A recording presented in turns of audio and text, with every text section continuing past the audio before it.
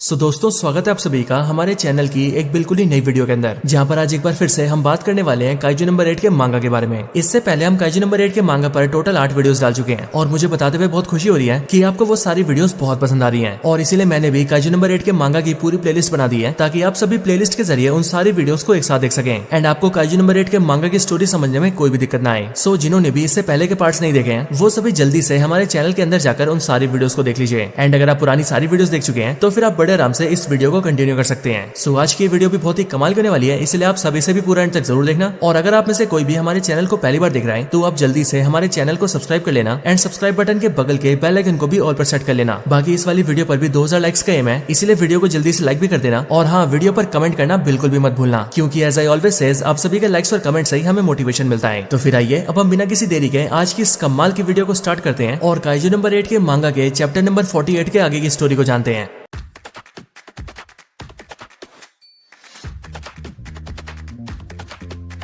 तो इससे पिछली वीडियो के अंदर हमने देखा था कि काइजू नंबर 9 बहुत सारे एंट मॉन्स्टर्स को कंट्रोल करके टोक्यो शहर के ऊपर हमला कर देता है, जिसके बाद पूरी यूनिट 1 उसे रोकने के लिए जाती है एंड उसी यूनिट 1 के अंदर कीकोरू और काफका भी होते हैं। और बैटल ग्राउंड के ऊपर आकर जब उनका सामना काइजू नंबर 9 से होता है तभी काइजू नंबर 9 अपने आप को 2 हिस्सों में बांट लेता है, लेकिन सही टाइम पर काफका काइजू नंबर 8 में ट्रांसफॉर्म हो जाता है और वो काइजू नंबर 9 के एक हिस्से को खत्म कर देता है और साथ ही जो काइजू नंबर 9 का दूसरा हिस्सा होता है उसे यूनिट 1 का कमांडर जैन नारुमी खत्म कर देता है। लेकिन जब भी काफका और उसके सारे साथियों को ऐसा लगता है कि उन्होंने काइजू नंबर 9 को खत्म कर दिया है, तभी हम ये देखते हैं कि काइजू नंबर 9 की रियल बॉडी हेडक्वार्टर्स के अंदर आ जाती है और वहां पर आकर वो चीफ शिनोमिया के ऊपर अटैक करने की कोशिश करता है। और यहाँ पर काइजू नंबर 9 का ये मकसद होता है कि वो चीफ शिनोमिया की बॉडी को हासिल कर ले। अब आगे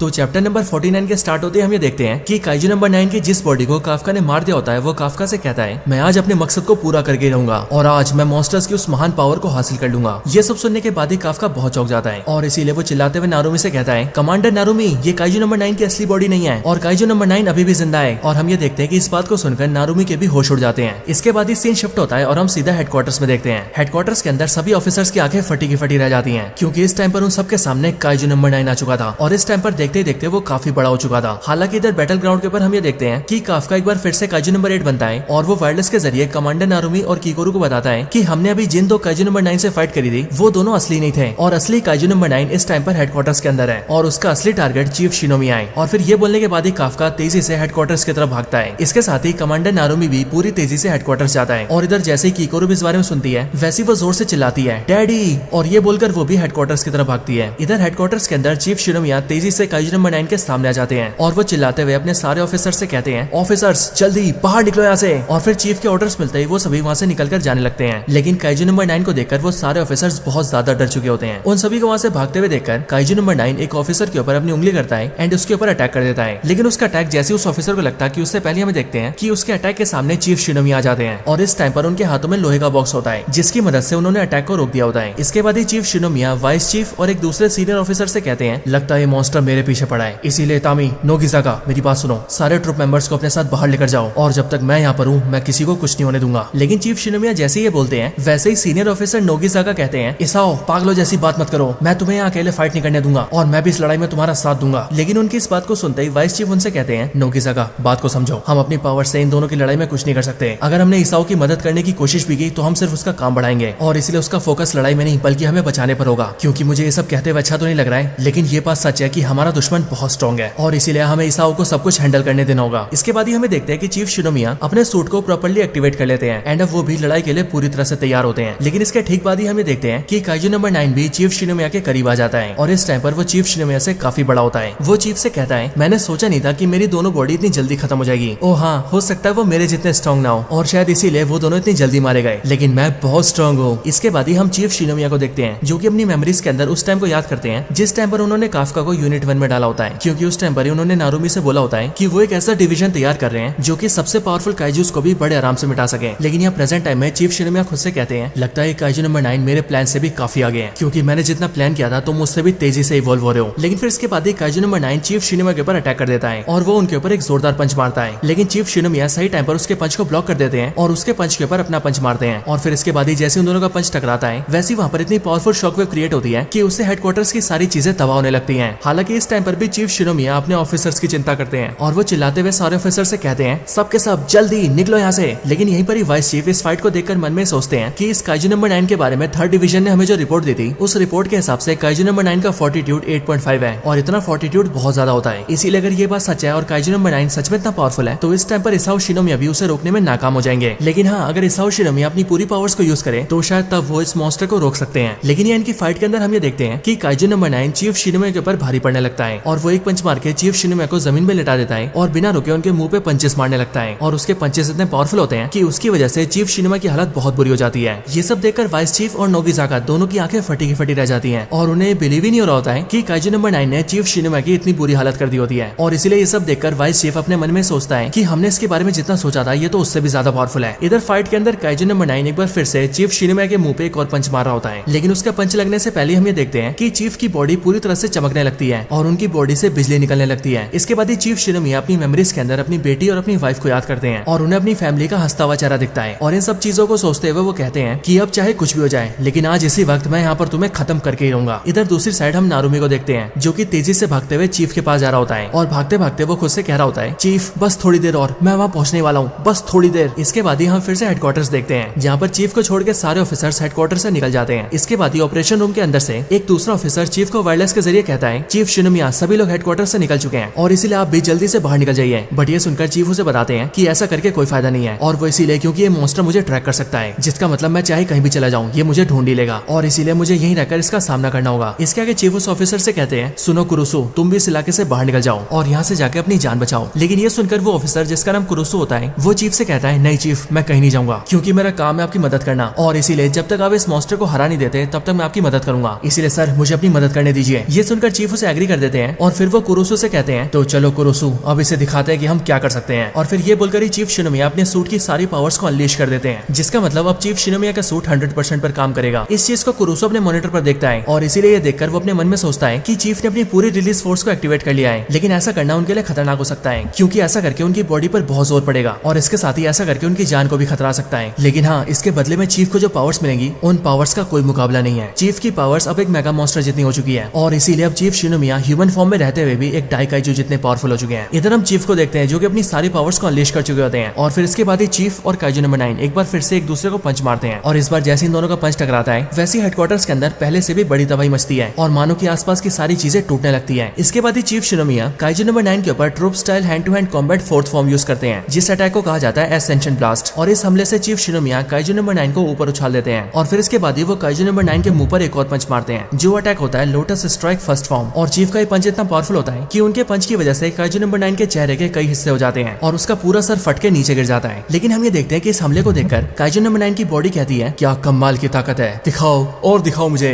दिखाओ कि तुम क्या कर सकते हो। ये देखकर चीफ शिनोमिया भी दंग रह जाते हैं और फिर इसके बाद ही काइजू नंबर 9 सीधा चीफ के ऊपर पंच मारता है जिसे चीफ बड़ी मुश्किल से रोकते हैं। इस हमले को देखकर चीफ अपने मन में सोचते हैं कि ये मॉन्स्टर बहुत ज्यादा स्ट्रॉन्ग है और जितनी बार मैं इसे पंच मार रहा हूँ उतनी बार मुझे समझ में आ रहा है कि मेरी ताकत इसके सामने कितनी कमजोर है और वैसे भी अब मैं काफी कमजोर हो चुका हूँ। इसके बाद ही चीफ शिनोमिया अपनी वाइफ हिकारी को याद करते हैं और उन्हें याद करते हुए वो कहते हैं हिकारी, कोई वक्त हुआ करता था जब मैं इतना पावरफुल था कि मैं तुम्हारे साथ मिलकर लड़ता था, लेकिन देखो अब वक्त पूरा बदल चुका है। और फिर इसके बाद हम फाइट में देखते हैं कि अब चीफ शिनोमिया के लिए काइजू नंबर 9 के अटैक्स को रोकना बहुत मुश्किल हो गया है और काइजू नंबर 9 बिना रुके चीफ के ऊपर पंचेस मारने लगता है, जिसके बाद उसके अटैक्स की वजह से चीफ के मुंह से खून निकलने लगता है एंड उनकी पूरी बॉडी डैमेज हो जाती है। ये सब देखकर कुरुसु चीफ से कहता है चीफ आप घायल हो चुके हैं, आपके चेस्ट का एरिया बुरी तरह से डैमेज हो चुका है और आपकी पावर्स 5% से लो हो चुकी है। चीफ अब आपको रिकवर करना होगा। डैम इट, ये ठीक नहीं हो रहा है, बहुत गलत हो रहा है ये। अगर सब कुछ ऐसे चलता रहा तो फिर हम इस मॉन्स्टर को कमांडर नारुमी के यहाँ तक पहुँचने तक भी नहीं रोक पाएंगे। और फिर ये सब बोलकर कुरुसु के चेहरे पर पसीने आ जाते हैं और अब वो बहुत ज्यादा डर चुका होता है। लेकिन तभी उसे वायरलेस पर चीफ की आवाज आती है और चीफ शिनोमिया कुरुसु से कहते हैं चिंता मत करो कुरुसु, हम इसे हराएंगे। और रही बात खुद को रिकवर करने की तो मैं ऐसा नहीं कर सकता क्योंकि अगर मैंने रिकवरी के लिए टाइम लिया तो ये मुझे खत्म कर देगा। इसके बाद ही चीफ शिनोमिया लड़खड़ाते हुए खड़े होते हैं और वो कुरुसु से कहते हैं कुरुसु हमारे पास रिकवर होने के लिए टाइम नहीं है और हमें इस पर सिर्फ हमला करना होगा, इसीलिए कुरुसु मेरे सूट के अंदर जितनी भी पावर्स है उन्हें मैक्स पर कर दो। इसके बाद कुरुसु चीफ की बात मान लेता है, लेकिन अगले पल हम ये देखते हैं कि चीफ की बॉडी पूरी तरह से मैक्स लेवल पर चली जाती है। लेकिन इस वजह से चीफ शिनोमिया की बॉडी पर बहुत ज्यादा जोर पड़ता है और इसलिए कुरुसु जैसे इन चीजों को मॉनिटर पर देखता है वैसे वो चीफ से चिल्लाते हुए कहता है चीफ प्लीज रुक जाइए, आपको रुकना ही पड़ेगा क्योंकि अगर आप अभी नहीं रुके तो आप आगे कभी नहीं लड़ पाएंगे। पर ये सुनकर देखकर चीफ शिनोमिया कुरोसो से कहते हैं, कोई बात नहीं कुरोसो, चिंता मत करो, क्योंकि अब डिफेंस फोर्सेस के पास एक नई पीढ़ी है, एक ऐसी ताकतवर पीढ़ी जो इन सारे काइजू से लड़ने के लिए बहुत कैपेबल है। और जब चीफ ऐसा बोलते हैं तो उस टाइम पर वो अपनी मेमोरीज के अंदर कमांडर नारुमी, कमांडर मीना, किकोरू, रेनोजिकावा और ऐसे कई सारे ऑफिसर्स को इमेजिन करते हैं। और फिर इसके आगे चीफ कहते हैं कि आज इस फाइट के अंदर उन्हें लड़ना ही होगा और किसी भी तरह से काइजू नंबर 9 को खत्म करना होगा, फिर चाहे ऐसा करने में उनकी खुद की जान क्यों न चली जाए। और फिर ये सब बोलकर चीफ अपनी वाइफ को याद करते हैं, क्योंकि उनकी वाइफ ने भी काइजू नंबर 6 से लड़ते हुए अपनी जान गंवाई थी। और फिर ये सब याद करते हुए चीफ अपनी जगह पर खड़े हो रहे होते हैं, लेकिन उनके ठीक से खड़े होने से पहले ही काइजू नंबर 9 उनके ऊपर अपना पंच मारता है। इसके बाद ही चीफ अपनी मेमोरीज के अंदर अपनी पुरानी बातें याद करते हैं। उनकी मेमोरीज में हम ये देखते हैं कि चीफ शिनोमिया अपनी वाइफ के साथ खड़े होते हैं और इस टाइम पर उनके सामने उनकी बेटी किकोरू सो रही होती है। चीफ की वाइफ हिकारी उनसे कहती है, इसाओ तुम जानते हो आज हमारी बेटी ने बोला कि वो भी डिफेंस फोर्सेस को ज्वाइन करेगी। पर ये सुनकर चीफ अपनी वाइफ से कहते हैं कि तुम और मैं दोनों ही डिफेंस फोर्सेस के अंदर है और इसीलिए हम दोनों को देखकर हमारी बच्ची ने भी ऐसा बोला है। बट ये सुनते उनकी वाइफ कहती है कि हमारी डिफेंस फोर्सेस की जॉब बहुत ही डेंजरस है और इसमें हर समय जान का खतरा होता है। लेकिन हाँ, अगर हमारी बेटी सच में इस बात का फैसला करती है कि वो डिफेंस फोर्सेस को ज्वाइन करेगी तो तब मैं अपनी बेटी को ट्रेन करूंगी और उसे इतना ताकतवर बनाऊंगी कि वो किसी भी फाइट में सर्वाइव कर सके। लेकिन हाँ, मेरे साथ साथ तुम्हें भी किकोरू का सही से ध्यान रखना पड़ेगा और उसका डैडी होने के नाते तुम्हें उसकी हिफाजत भी करनी होगी। अब इधर प्रेजेंट टाइम के अंदर चीफ शिनोमिया इन सारी बातों को याद कर रहा होता है और हम ये देखते हैं कि काइजू नंबर 9 ने जो पंच चीफ को मारा होता है, चीफ उस पंच को अपने पीठ पर होल्ड कर लेते हैं। लेकिन चीफ इस टाइम पर कहते हैं, मैं आज तक अपनी बेटी के लिए पिता वाला कोई काम नहीं कर पाया, मैंने एक सही पिता होने का कभी फर्ज नहीं निभाया है, लेकिन आज मैं इस मॉन्स्टर को खत्म कर दूंगा ताकि कम से कम मैं इस मॉन्स्टर से अपनी बेटी की हिफाजत कर सकूं। और फिर इसके बाद ही हम ये देखते हैं कि चीफ की बॉडी के अंदर से बहुत ज्यादा पावर एमिट होती है और फिर इसके बाद ही चीफ शिनोमिया अपनी पूरी पावर से काइजू नंबर 9 की बॉडी पर पंच मारता है और इस बार उनका पंच इतना ज्यादा पावरफुल होता है कि उसके इम्पैक्ट की वजह से काइजू नंबर 9 की बॉडी के बीचों बीच बड़ा सा होल हो जाता है एंड उसकी बॉडी बीच से ही फट जाती है। ये अटैक इतना ज्यादा पावरफुल होता है कि वाइस चीफ और बाकी के ऑफिसर्स इस अटैक को बाहर से भी देखते हैं और वाइस चीफ इस हमले को देखकर ये समझ जाते हैं कि ये चीफ शिनोमिया का मेन बस्ट अटैक है और इसलिए वो इस अटैक को देखकर घबराते हुए मन में कहते हैं, नहीं नहीं साओ, तुम ऐसा नहीं कर सकते, इस अटैक को करके तुम अपनी जान को खतरे में डाल रहे हो, इससे तुम्हारी मौत हो सकती है। इधर फाइट के अंदर वाइस चीफ की बात बिल्कुल सही निकलती है, क्योंकि हम ये देखते हैं कि इस अटैक के बाद ही चीफ शिनोमिया की बॉडी बहुत ज्यादा डैमेज हो जाती है, लेकिन तब भी वो बिना रुके काइजू नंबर 9 पर अटैक्स कर रहे होते हैं और अब उन्होंने काइजू नंबर 9 को भी बुरी तरह से डैमेज कर दिया होता है। इस अटैक की वजह से काइजू नंबर 9 का कोर भी दिख जाता है और इसीलिए काइजू नंबर 9 के कोर को देखकर चीफ शिनोमिया उस पर अटैक करने जाते हैं, लेकिन वो कोर पर अटैक करते हैं कि उससे पहले काइजू नंबर 9 कहता है, क्या बात है, तुम तो कमाल के हो, लेकिन फिक्र मत करो, मैं इसके लिए भी तैयार हूँ। और फिर ये बोलने के बाद ही काइजू नंबर 9 अपने कोर को कवर कर लेता है एंड वो अपनी पूरी बॉडी को राउंड शेप में बना लेता है। लेकिन उसके ऐसा करने के बाद भी चीफ शिनोमिया से कहते हैं कि तुम ऐसा करके भी बच नहीं सकते। और फिर ये बोलने के बाद ही वो उस पर एक और जोरदार पंच मारते हैं और वो एक बार फिर से काइजू नंबर 9 पर मेन बस्ट अटैक करते हैं। लेकिन इस हमले को होता हुआ देखकर काइजू नंबर 9 कहता है, क्या ये कैसे हो सकता है, किसी भी ह्यूमन के अंदर ऐसी पावर्स नहीं है कि वो इस अटैक को 2 बार कर सके, आखिर तुम ये कैसे कर पा रहे हो। लेकिन इसके बाद ही हम ये देखते हैं कि चीफ का अटैक इतना ज्यादा पावरफुल होता है कि उनका हमला लगता है काइजू नंबर 9 की बॉडी वहां से उड़ जाती है और वो कई सारी बिल्डिंगों को तोड़ते हुए कहीं और जाकर गिरती है। इधर बाहर की तरफ इस हमले को काफका, नारुमी और किकोरू भी देखते हैं और इसीलिए वो लोग जल्दी से वहां पर जाते हैं। इधर फाइट के अंदर हमें देखते हैं कि चीफ सीधा काइजू नंबर 9 के पास जाते हैं और इस टाइम पर काइजू नंबर 9 की हालत बहुत बुरी होती है और धीरे धीरे करके उसकी बॉडी के सारे पार्ट्स टूटकर बिखरने लगते हैं। लेकिन काइजू नंबर 9 चीफ से कहता है, क्या बात है, अगर तुम सच में कोई काइजू होते तो आज तो तुमने मुझे मार ही दिया होता, लेकिन आखिरकार तुम भी एक इंसान हो और इसीलिए तुम्हारी भी एक लिमिट है, इसीलिए तुम जितना कर सकते थे तुमने कर दिया है। और फिर ये बोलकर काइजू नंबर 9 एक बार फिर से हील होने लगता है और अपनी बॉडी को एक बार फिर से जोड़ने लगता है। कुरुसु ऐसा मॉनिटर कर रहा होता है और इसीलिए वो चीफ से चिल्लाते हुए कहता है, चीफ आपको जल्दी से वहां से भागना पड़ेगा, जल्दी वहां से निकल जाइए। लेकिन हम ये देखते हैं कि इतने पावरफुल अटैक्स करने के बाद अब चीफ शिनोमिया की बॉडी बहुत ज्यादा थक चुकी है और अब वो इंटरनली काफी ज्यादा डैमेज हो चुके हैं और अब इसीलिए चीफ सही से चल तक नहीं पा रहे हैं। लेकिन तब भी चीफ कह रहे होते हैं, बस एक और हमला, मुझे एक और हमला करना होगा, मुझे इस पर हमला करना ही होगा। लेकिन यहाँ काइजू नंबर 9 को हम ये देखते हैं कि वो धीरे धीरे करके अपनी बॉडी को लंबा करता है और वो चीफ के करीब आ जाता है और वो धीरे से चीफ से कहता है, बस आ जाओ मेरे पास आ जाओ। अगले पल वहाँ पर नारुमी और काफका पहुंचते हैं और वो यहाँ पर काइजू नंबर 9 की बॉडी पे चीफ को खड़े हुए देखते हैं और उन्हें देखकर ऐसा लगता है कि चीफ शिनोमिया ने काइजू नंबर 9 को हरा दिया है। लेकिन इसके बाद ही फ्लैशबैक आता है जहाँ पर हम चीफ शिनोमिया और कमांडर नारुमी को देखते हैं और इन दोनों की बातचीत अभी से कुछ टाइम पहले की होती है। यहाँ पर चीफ नारुमी से कहते हैं, नारुमी मैं यूनिट 1 को सबसे पावरफुल डिवीजन बनाना चाहता हूँ और इसीलिए जिस दिन मेरा ये सपना पूरा हो जाएगा उसी दिन डिफेंस फोर्सेस के अंदर मेरा मकसद पूरा हो जाएगा, इसीलिए उसके बाद से सब कुछ तुम्हें संभालना है। इसीलिए नारुमी अब से पूरा देश तुम्हारे हाथों में है और मुझे तुम पर पूरा भरोसा है। इधर कहानी फिर से प्रेजेंट में आती है जहाँ पर काफका और नारुमी दोनों मिलकर चीफ को देख रहे होते हैं। यहाँ काफका चिल्लाते हुए चीफ से कहता है, चीफ शिनोमिया भगवान का शुक्र है कि आप बिल्कुल ठीक है। लेकिन अगले पल काफका और नारुमी दोनों की आंखें फटी की फटी रह जाती हैं और वो इसीलिए क्योंकि जैसे चीफ शिनोमिया उनकी तरफ देखते हैं वैसे उन दोनों को पता लगता है कि उनके सामने जो खड़ा है वो असल में चीफ शिनोमिया नहीं है बल्कि वो है काइजू नंबर 9, क्योंकि अब काइजू नंबर 9 चीफ की बॉडी के साथ बॉन्ड हो चुका है, जिसका मतलब काइजू नंबर 9 अब चीफ शिनोमिया की बॉडी के अंदर है, बिल्कुल उसी तरह से जिस तरह से वेनम एडी ब्रॉक के अंदर रहता है। और इसीलिए यहाँ पर उन्हें देखकर काफका कहता है, कमांडर नारुमी वो चीफ शिनोमिया नहीं है। अगले पल चीफ शिनोमिया यानी कि असलियत में काइजू नंबर 9 काफका और नारुमी दोनों पर अटैक कर देता है और वो अपनी उंगली से उन दोनों पर पावरफुल बीम से फायर करता है। लेकिन वो वो दोनों उसके अटैक से बच जाते हैं। और फिर इसके बाद हम ये देखते हैं कि अब काइजू नंबर 9 एक बार फिर से अपने प्रॉपर शेप में आ चुका है, यानी कि वो फिर से काइजू नंबर 9 बन चुका है। अब मैं आप सभी को बता दूं कि काइजू नंबर 9 ने चीफ शिनोमा की बॉडी को ऑब्जॉर्व कर लिया है और इसीलिए अब वो चीफ की बॉडी के साथ बॉन्ड हो चुका है, जिसका मतलब अब से काइजू नंबर 9 के पास 2 नंबर्ड काइजूस की पावर्स हैं, यानी कि काइजू नंबर 9 और काइजू नंबर 2 की पावर्स। और इसीलिए अब काइजू नंबर 9 डबल पावरफुल हो चुका है। लेकिन ये सब देखकर भी नारुमी को बिलीव नहीं होता और इसीलिए वो वायरलेस के जरिए चीफ से कहता है, चीफ शिनोमिया, मैं जानता हूँ आप यहीं पर हैं, प्लीज जवाब दीजिए और सामने आइए प्लीज। लेकिन ये सुनकर काइजू नंबर 9 उससे कहता है, क्या कहा तुमने? चीफ शिनोमिया, उसे तो मैंने मार दिया है और अब तो उसकी ताकत भी मेरी ताकत है। लेकिन यहीं पर हम ये देखते हैं कि किकोरू इस बात को सुन लेती है और इसीलिए वो जंप करते हुए सीधा काइजू नंबर 9 के ऊपर फायरिंग करती है। और फायरिंग करते हुए वो उससे कहती है, तुम झूठे हो, झूठ बोल रहे हो तुम, कोई तुम्हारे इस झूठ पर भरोसा नहीं करेगा। लेकिन हम ये देखते हैं कि किकोरू के अटैक से उसे कुछ भी नहीं होता है और वो एक ही धक्के में किकोरू को बहुत दूर फेंक देता है। इसके बाद ही काइजू नंबर 9 किकोरू से कहता है, ओह अच्छा, तो तुम उसकी बेटी हो, क्यों, है ना? और फिर ये बोलने के बाद ही वो अपने आधे चेहरे को चीफ जैसा बना लेता है ताकि वो किकोरू को ये दिखा सके कि उसने सच में उसके फादर को मार दिया है। लेकिन किकोरू जैसे ये सब देखती है वैसे उसके चेहरे पर डर आ जाता है। ये देखकर काफका जोर से चिल्लाते हुए कहता है, किकोरू उसे मत देखो। लेकिन इसके बाद ही काइजू नंबर 9 रुकता नहीं है और वो किकोरू पर अपनी उंगली रखता है ताकि वो उस पर फिर से अटैक कर सके। लेकिन तभी नारुमी इसके पास आता है और वो बिना रुके काइजू नंबर 9 के ऊपर अटैक्स कर देता है। और यहाँ पर नारुमी बिना रुके उस पर बहुत सारे अटैक्स करता है और उसे अपने मन में चीफ की बातें याद आ रही होती है, जहाँ पर चीफ ने उससे कहा होता है कि अब इस पूरे देश की जिम्मेदारी उसके ऊपर है। और इसीलिए यहाँ पर नारुमी कहता है, चीफ शिनोमिया, मैं आपसे वादा करता हूँ कि आज मैं इस काइजू नंबर 9 को यहाँ से बचकर नहीं जाने दूंगा और आज ये मरेगा मेरे हाथ से। लेकिन यहाँ पर हम ये देखते हैं कि नारुमी के इतने सारे अटैक्स के बाद भी काइजू नंबर 9 को कुछ खास असर नहीं होता है और इसीलिए वो अपने 4 ऑर्गन्स को फैलाता है और उन्हें पंख जैसा बना लेता है और फिर वो उड़ते हुए उससे दूर जाता है। और फिर उसके बाद ही वो सबसे कहता है, मुझे यहाँ से जाना होगा, क्योंकि क्या है ना कि मैं जब भी किसी से बॉन्ड होता हूँ तो शुरुआत में मुझे एडजस्ट करने में थोड़ा सा टाइम लगता है और इसीलिए मुझे अभी आराम की जरूरत है, इसीलिए मैं यहाँ से जा रहा हूँ। लेकिन ये सुनकर नारुमी को बहुत गुस्सा आता है और इसीलिए वो गुस्से में चिल्लाते हुए काइजू नंबर 9 से कहता है, मेरे सामने खेल खेलना बंद करो। और फिर ये बोलकर नारुमी तेजी से मूव करता है और वो काइजू नंबर 9 के ऊपर आकर उस पर तेजी से अटैक करता है। लेकिन हम ये देखते हैं कि नारुमी अपनी पूरी पावर से जब काइजू नंबर 9 पर अटैक करता है तो उसके इतने पावरफुल हमले से भी काइजू नंबर 9 को कुछ भी नहीं होता है और वो नारुमी से कहता है कि तुम्हारे ये सारे हमले छोटे मोटे काइजूस पर असर करेंगे, मेरे जैसे पावरफुल काइजू पर तो बिल्कुल भी नहीं। और फिर ये बोलने के बाद ही वो अपना मुंह खोलता है और एक पावरफुल बीम को तैयार करके उसे नारुमी पर मारने वाला होता है। लेकिन सही टाइम पर वहाँ पर काफका आता है और वो उसके चेस्ट पर जोरदार पंच मारता है। लेकिन यहाँ पर हम ये देखते हैं कि काइजू नंबर 9 ने काफका के इस पावरफुल पंच को ब्लॉक कर दिया होता है और फिर वो काफका से कहता है, जब हम पिछली बार फाइट कर रहे थे तो उस टाइम पर मैं तुम्हारे सामने कमजोर था, लेकिन इस बार ऐसा बिल्कुल भी नहीं होगा क्योंकि अब मैं इतना कमजोर नहीं हूँ कि तुम मुझे हरा सको। इधर किकोरू दूर से इन सबको देख रही होती है और अब किकोरू की आंखों में आंसू होते हैं और वो खुद से कह रही होती है कि डैडी का किलर मेरे सामने है, लेकिन मैं बहुत कमजोर हूँ, इसीलिए मैं इसका कुछ नहीं कर पा रही हूँ। आखिर क्यों मैं कुछ नहीं कर पा रही हूँ? आगे हम काफका और नारुमी को देखते हैं जो कि अभी भी बिना रुके काइजू नंबर 9 पर अटैक्स कर रहे होते हैं, लेकिन काइजू नंबर 9 के ऊपर उनके अटैक्स का कुछ भी नहीं होता है। ये सब देखकर काफका अपने मन में सोच रहा होता है कि आखिरकार इसकी पावर्स इतनी ज्यादा कैसे बढ़ गई है, ये इतना पावरफुल कैसे हो गया कि ये मेरे और कमांडर नारुमी दोनों के अटैक्स को एक साथ रोक पा रहा है। लेकिन अगले पल फाइट में हम ये देखते हैं कि कमांडर नारुमी काइजू नंबर 9 का एक हाथ काट देता है और फिर वो काफका से कहता है, काइजू नंबर 8 उसे भागने मत देना। और फिर उसके बाद ही काफका भी नंबर 9 पर अटैक कर देता है। आगे नारुमी उस पर एक और हमला करता है, जिस हमले में वो काइजू नंबर 9 के राइट हैंड के एरिया को ब्लास्ट कर देता है और फिर तभी काफका उसके पेट पे पंच मारता है, जिससे कि काइजू नंबर 9 के पेट का हिस्सा फट जाता है। और फिर इसके आगे काफका उस पर एक और जोरदार पंच मारता है, जिसकी वजह से हम ये देखते हैं कि काइजू नंबर 9 की बॉडी के कई सारे पार्ट्स टूटकर गिरने लगते हैं। लेकिन काइजू नंबर 9 इन सबसे फ्रस्ट्रेट हो जाता है और इसीलिए वो वहाँ पर एक जोरदार ब्लास्ट करता है और ब्लास्ट करने के बाद वो फ्लाई करके वहाँ से जाने लगता है। लेकिन अब उसकी बॉडी इतनी ज्यादा कमजोर हो जाती है कि उसकी बॉडी बीच से टूटकर नीचे गिर जाती है। और फिर ये देखकर काइजू नंबर 9 खुद से कहता है, लगता है मेरी हालत भी बहुत खराब हो चुकी है और इसीलिए अब मैं और नहीं लड़ सकता। हालांकि उसे लगता है कि उसने ब्लास्ट में उन दोनों को ढेर कर दिया है, लेकिन अगले पल वो ये देखता है कि काफका और नारुमी दोनों उसके सामने आ चुके हैं और उन दोनों ने उसके ब्लास्ट को सर्वाइव कर लिया है। और इसीलिए काफका और नारुमी को अपने सामने देखकर काइजू नंबर 9 बहुत ज्यादा हैरान हो जाता है और इसीलिए काइजू नंबर 9 ये समझ जाता है कि वो उन दोनों से नहीं लड़ सकता है और इसके लिए वो अपने सर को 2 हिस्सों में बांट लेता है और अपने मुंह के अंदर एक बीम तैयार करता है और उनसे कुरुसु और किकोरू को टारगेट करता है और देखते देखते उन पर फायर कर देता है। एंड इसीलिए नारुमी और काफका दोनों ही उन दोनों को बचाने के लिए जाते हैं। इसीलिए मौका देखकर काइजू नंबर 9 वहाँ से फ्लाई करके उड़ जाता है। लेकिन जाते जाते वो उन सबसे कहता है, तुम इंसान सच में बहुत अजीब होते हो, किसी को मरने के बाद भी नहीं छोड़ते हो, सच में तुम्हें समझना बहुत मुश्किल है। लेकिन अभी के लिए गुड बाय काइजू नंबर 8। और हाँ, जब मैं अगली बार वापस आऊंगा तो सब तरफ सिर्फ काइजूस का राज होगा और शुरुआत हो जाएगी काइजू एरा की। और फिर ये सब बोलने के बाद ही काइजू नंबर 9 उड़ के वहाँ से चला जाता है। तो दोस्तों आखिर ये सब क्या हुआ? क्या काइजू नंबर 9 ने चीफ शिनोमिया को ऑब्जर्व करके उन्हें मार दिया है? क्या अब काइजू नंबर 9 के पास 2 नंबर्ड काइजूस की पावर्स है? और आखिरकार काइजू नंबर 9 ने ये क्यों बोला कि जब वो अगली बार वापस आएगा तो काइजू एरा की शुरुआत हो जाएगी? आखिर क्या है ये काइजू एरा और अब क्या काफका उसे रोक पाएगा या फिर अगली बार काइजू नंबर 9 सबको खत्म कर देगा? तो दोस्तों सवाल बहुत सारे हैं लेकिन जवाब सिर्फ एक, और वो है हमारा चैनल एनिमेवर्स। सो इसलिए अगर आपको इन सारे सवालों के जवाब जानने हो तो आप हमारी चैनल की अगली वीडियो जरूर देखना। और हाँ, वो वाली वीडियो भी 1-2 दिन में आ जाएगी, इसीलिए आपको वेट तो बिल्कुल भी नहीं करना पड़ेगा। हालांकि तब तक के लिए आप लोग हमारे चैनल की दूसरी वीडियोस देख सकते हैं, जैसे कि टॉप 10 मोस्ट पॉपुलर एनीमे के top 10 over power characters, demon slayer की वीडियोस या फिर काइजू नंबर 8 के मांगा की पुरानी वीडियोस। आपका जो मन करे आप वो वीडियो देख सकते हैं और मुझे उम्मीद है कि आपको वो सारी वीडियोस बहुत बहुत पसंद आएंगी।